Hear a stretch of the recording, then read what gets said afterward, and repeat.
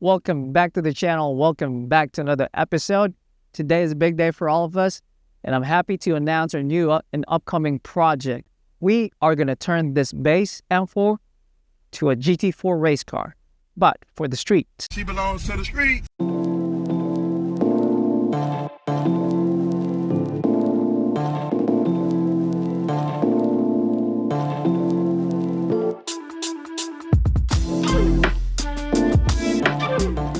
As we all know, the F82 platform is a very tuner-friendly chassis. Plus, compared to the other M models out in the market, it's very reasonably priced. Currently sitting around $30,000 to $80,000 depending on the trim and the options. I feel like the M4 GT4 is the ultimate expression of the F82 platform. It's not to say that other trims are not good enough.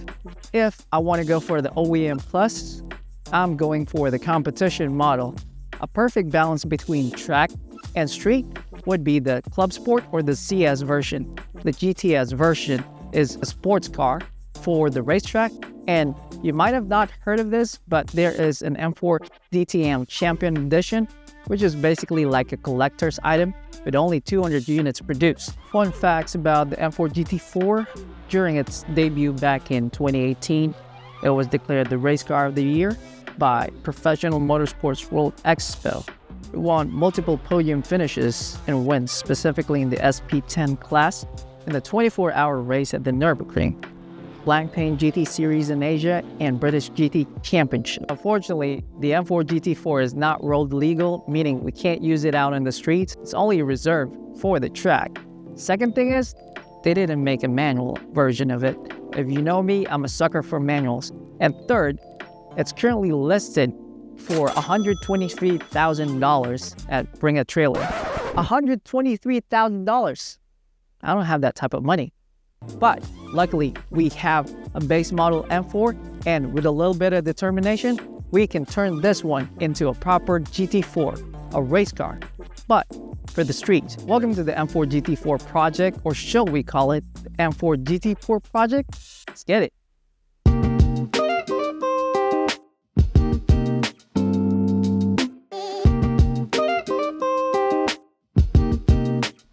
Now, granted, all of the GT4 parts are very expensive, especially the OEM ones, but that's not to say we're about to cheap out on parts. The very first thing that we got to upgrade is the cooling issue.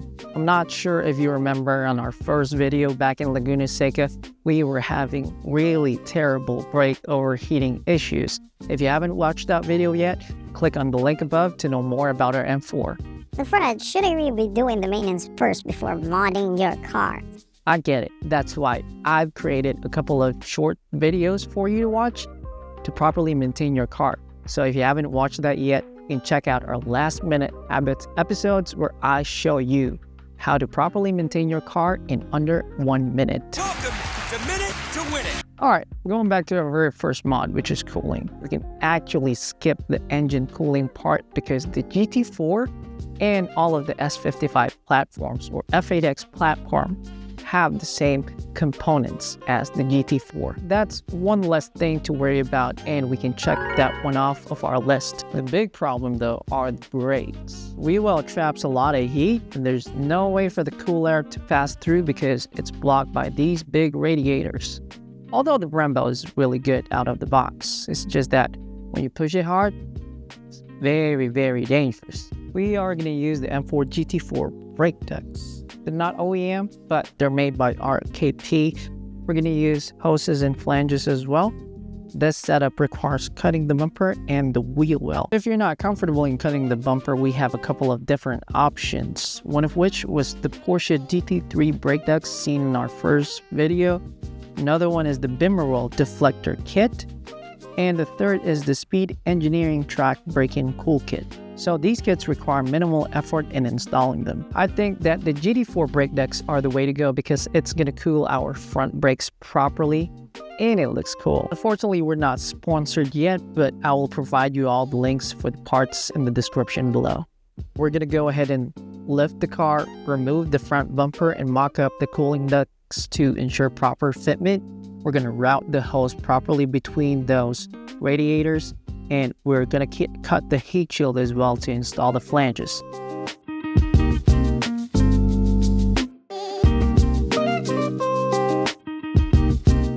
Sadly, there's no template for us to download the proper mock-up to get the correct measurements, but what I did was just get the inner shape as much as we can so we can do a proper mock-up for the brake duct.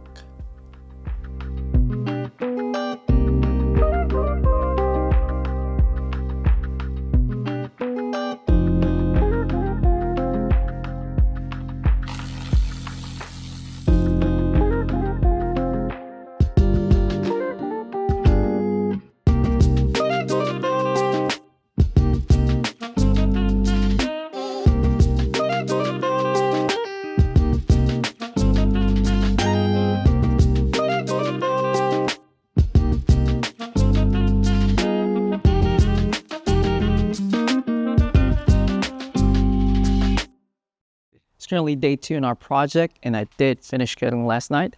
Let's take a good look at our progress. So far, our cuts are looking pretty good. Got this side. Let's see how it fits. Moment of truth, boys.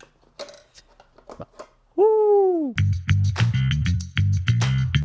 We might do some micro adjustments later to get a flush fitment, but so far so good. It looks absolutely sick. So let's go ahead and route the hose and install the flanges at the backing plate.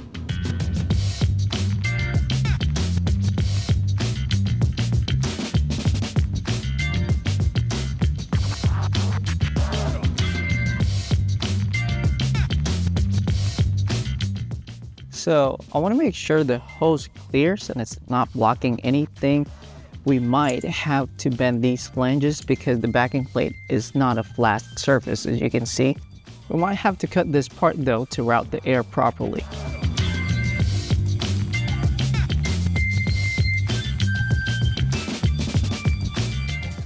So we finally attach our flanges using rivets on our backing plate. It's time to route the hose properly.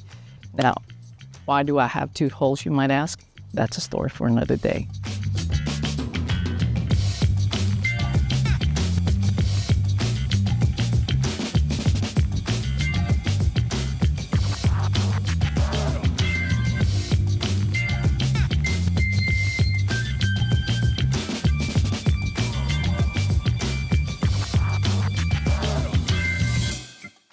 A few moments later. I mean, the truth, boys, just finished putting the bumper. Took a long time, but we got it. Check it out.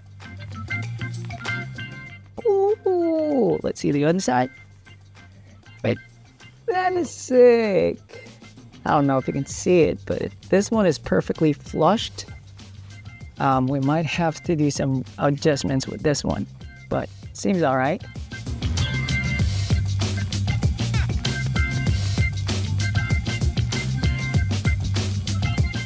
So we finally installed our very first major upgrade, which are the GT4 brake ducts. And first impression, looks amazing. The question is, does it work? I don't know, honestly. I don't know anything. What were you doing inside?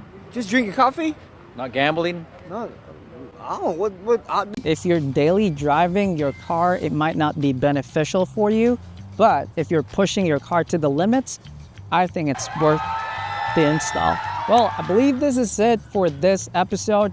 I just want to thank you all for staying up until the end of this video. Don't forget to like and subscribe. It's going to help our channel grow a lot faster. And don't forget to hit that notification bell icon so you'll be notified on the next episode, because we're cooking something spicy on our next episode. Well, that's it, guys. Thank you so much. I can't wait to see you in the next video.